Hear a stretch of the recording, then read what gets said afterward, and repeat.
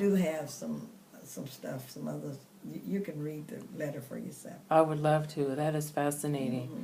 So my mom was telling me about times in Long Beach where black people weren't allowed to live in certain places and they were allowed to live in other places. And so where you are, were you always there when you came? No, it's my understanding that Mr. Wrigley did not want anyone living over there but white America.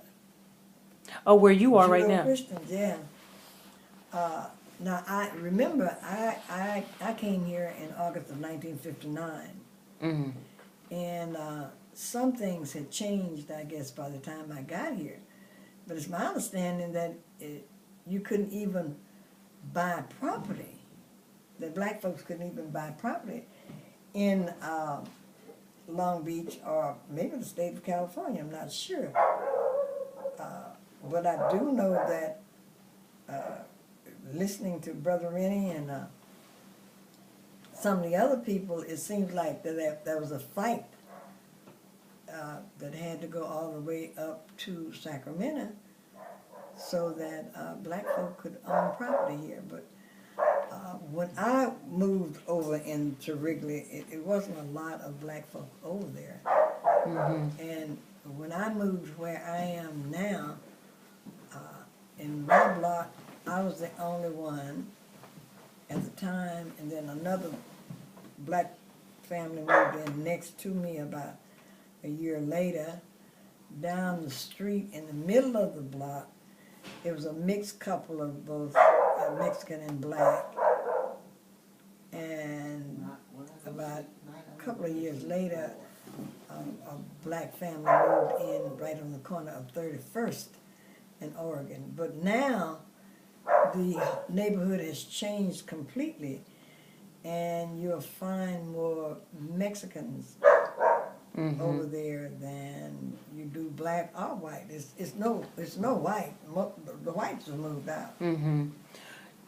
When you were with the NAACP for a long time, did you do a lot of work with them?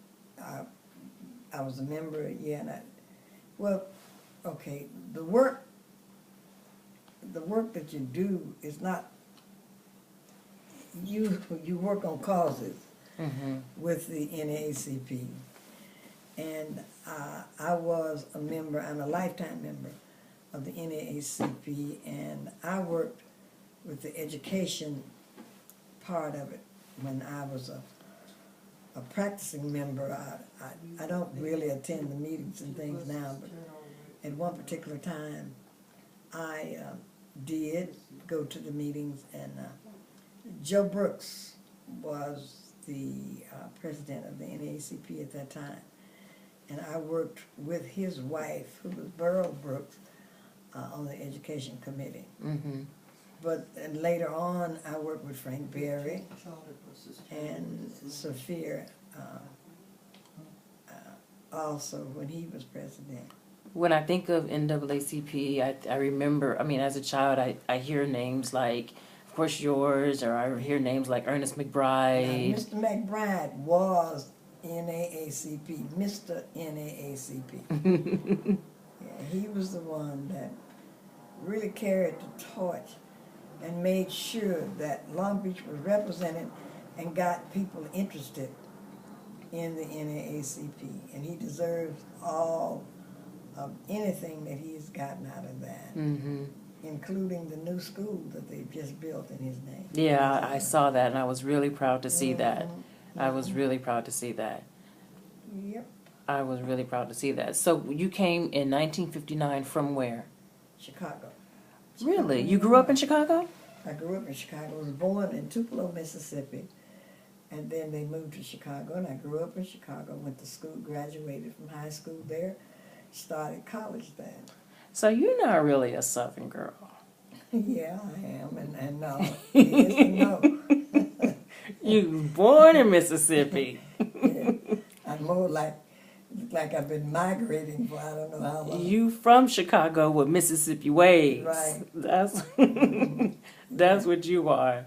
So when you look at Long Beach now, when you look at the children now, and even the church at St. Mark, do you have like, I don't know, do you have words to say like There's what a you, big we should change. do, yeah, or what you see that's different? There's a great big difference.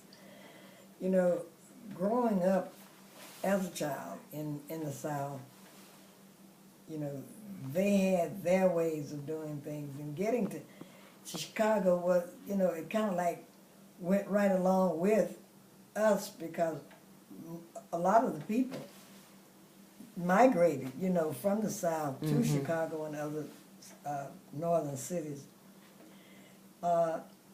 We, you know, you was taught manners, Mm-hmm.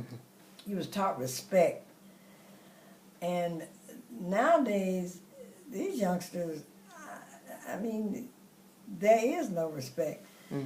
It makes no difference whether they're taught or not taught. But the thing that bothers me is that